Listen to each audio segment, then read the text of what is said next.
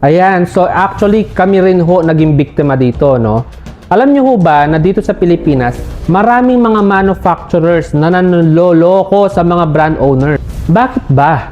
Una, meron po kasi mga manufacturers na ang ginagawa nila para makamura, no, binabawasan yung mga ingredients o kaya ginagawang substandard yung mga ingredients para sa mga customers. Pangalawa, yung pong mga iba, hindi sila sumusunod sa tamang process o kaya certifications, kaya nagiging risky yung business ng mga business owner. At pangatlo, kapag nalaman ng mga customers mo na yung mga products ay substandard, kahit na sikat pa yung brand mo, babagsak yung credibility mo.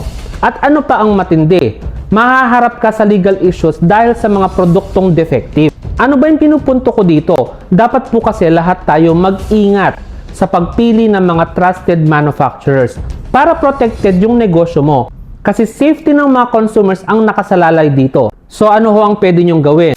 Una, mag-research, mag-audit, at siguraduhin legitimate yung manufacturer para at least maiwasan mo na yung stress at saka yung sakit sa ulo. So kayo ho mga fake manufacturers kayo, itigil nyo na yan kasi hindi tama yung ginagawa ninyo.